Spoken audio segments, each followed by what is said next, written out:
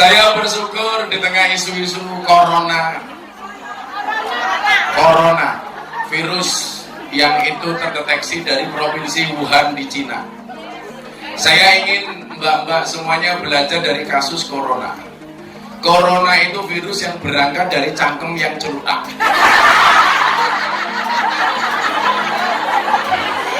Makanya kenapa kemudian dalam surat Al-Maidah ayat 27 itu Allah ngatur makanan yang nggak boleh dimakan. Salah satunya adalah binatang buas.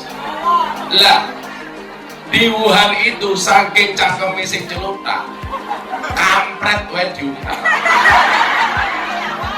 Ya kan bahasa kondangnya kampret. Kampret kelelawar alias cok. Kok kamu coba duduk aku ki kok.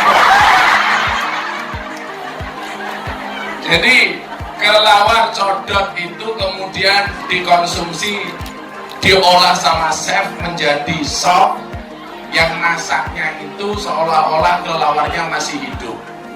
Ini kalau di Indonesia Anda bisa temui di Tomohon, Sulawesi Utara. Di sana itu ada pasar yang dijual apa? Kucing bakar, tikus panggang, apa? Kuda diiris kakinya, macam-macam. Makanya disitulah kenapa kemudian Islam mengajarkan kepada kita an-nadzafatu minal iman. Bagaimana Gus posisi saya sebagai kemudian kalau disuruh masak babi, nggak apa-apa, sekedar masak. Tapi jangan bilang, saya nggak makan dagingnya kok Mbak, tapi ambil kuahnya.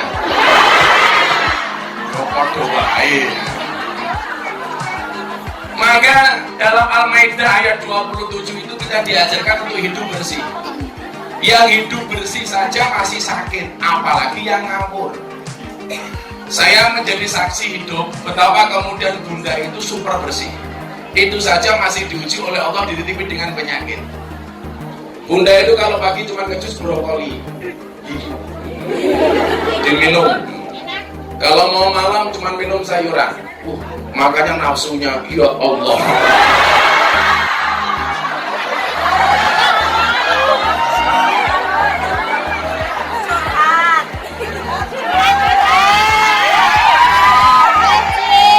Istri saya ini kalau di depan orang pemalu, kalau di kamar malu-maluin. Sabar, udah sabar. Jadi kenapa kemudian kita diminta untuk memanage nafsu? Asadul jihadi jihadul hawa. Jihad yang paling berat itu melawan hawa nafsu. Makanya kalau masih ingat pelajaran Gus Miftah, manusia itu diciptakan sebagai makhluk yang paling antik. Karena sebelum menciptakan manusia, Allah menciptakan malaikat. Malaikat sifatnya benar terus, gak pernah salah. Jadi kalau kamu pengen punya suami benar terus, gak pernah salah, gampang, menikahlah dengan malaikat Israel. Rampung. Setelah menciptakan malaikat, Allah berkenan menciptakan hewan, menciptakan makhluk yang namanya setan. Setan itu sifatnya apa? Salah terus, gak pernah benar. Jadi kalau suamimu kok salah terus gak pernah benar, jangan-jangan suamimu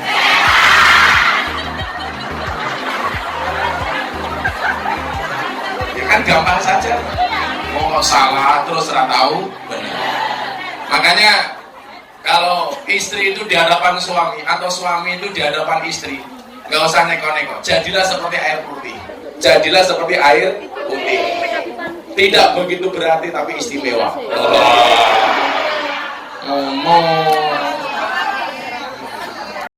Makanya bisa kalau pulang sama suami, ketemu suami langsung tawari, sebagaimana bunda nawari saya apa? Prasmanan. Pripun niku buka dewi tutup dewi. Oke. Prasmanan bunda. Malu-malu.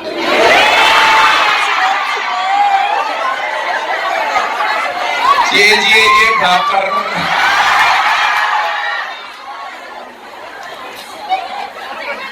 Lah, apa bedanya malaikat dengan setan? Malaikat itu dikasih iman tapi gak punya nafsu. Sementara setan itu punya nafsu tapi gak punya iman. Jadi lo mau ngapi, aku ya kaya malaikat, tak buosok tak kaya setan. Dan hebatnya Allah menciptakan manusia itu kolaborasi antara malaikat dan setan. Jadi menungso iki ya ana apike, ana eleke, ana imane, ana nafsune. Lah kalau saya disuruh menjadi malaikat atau manusia, saya pilih jadi manusia. Kenapa? Karena kalau jadi malaikat gak asik. Roh ayu mung domblong tok. Kan gak asik. Makanya kadang-kadang laki-laki juga diuji, ini orang cantik, wow. Ya istrinya di rumah, weh. Jadi indahnya manusia itu diminta oleh Allah untuk memanage antara iman dan nafsu. Lah orang yang selamat itu ibarat naik motor, iman itu rem, nafsu itu gas. Lah manusia yang selamat dia tahu kapan pakai rem, kapan pakai gas. Ngaji gas, ngerasani tanggane apalagi sesama. Karena sekarang sahabat itu punya prinsip. Sahabat itu siapa? Sahabat itu tidak akan pernah menjelekkan antara satu dan yang lainnya. Tetapi sahabat itu adalah menjelekkan orang lain bersama-sama.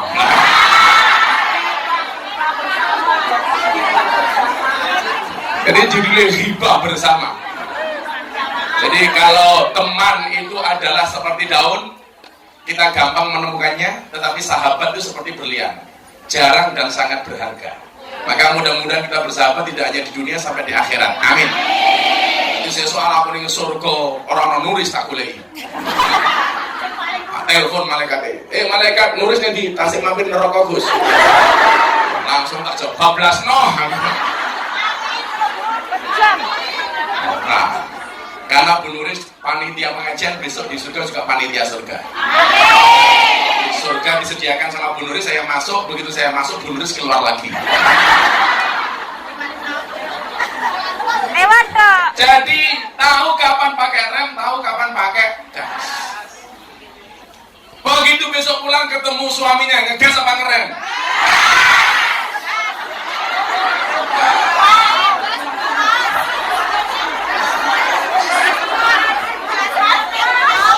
Kamu jomblo?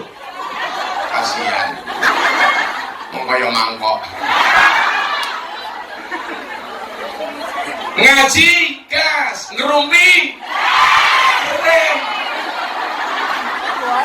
Ketemu bojone tanggane.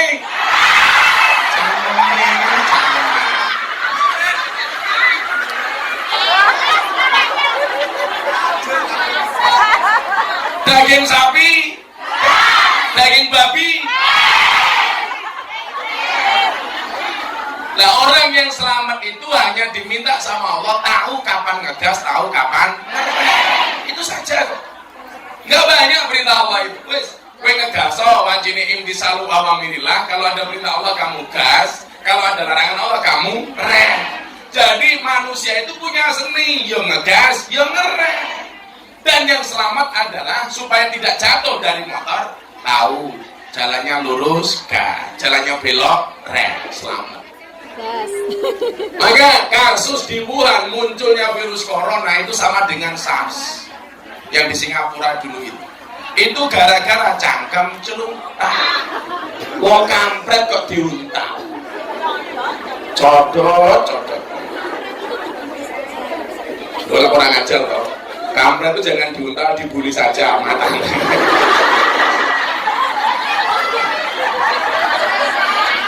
Gosok. Makanya hari ini ngaji kita pindas mau minggir itu begini. Hidup masih koma belum. Makanya yang keburu ngegas padahal yang digas itu salah. Anda nggak usah khawatir. Selama Anda masih hidup itu masih koma. Belum titik. Lah perjalanan kita hari ini dalam rangka menuju satu titik. Sudah komplit. Enggak pasang.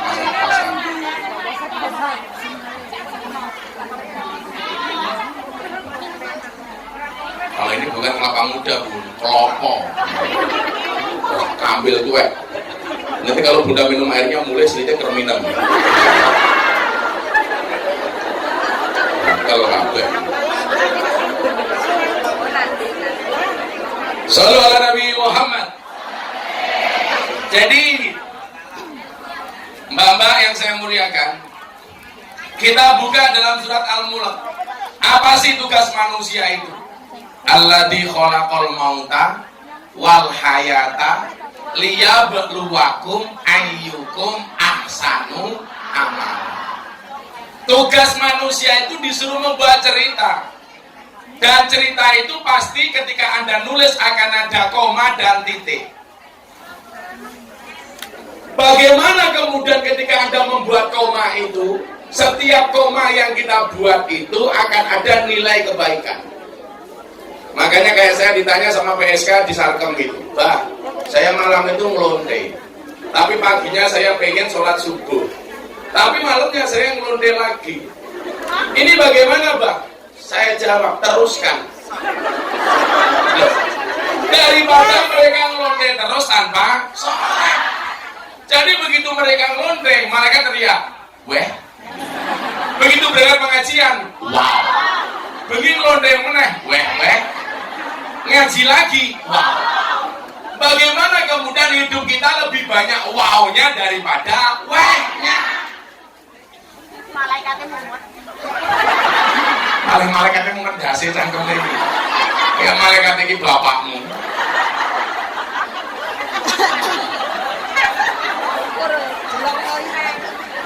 Ayo, nanti kalau kamu mau komentar, mau tanya silakan.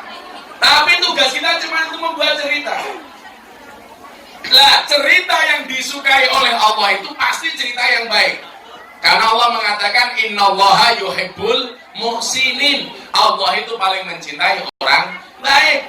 Makanya menjadi yang terbaik dalam posisi apapun itu menjadi harus. Maka kenapa dikatakan fastabiqul khairat? Kenapa, Neng?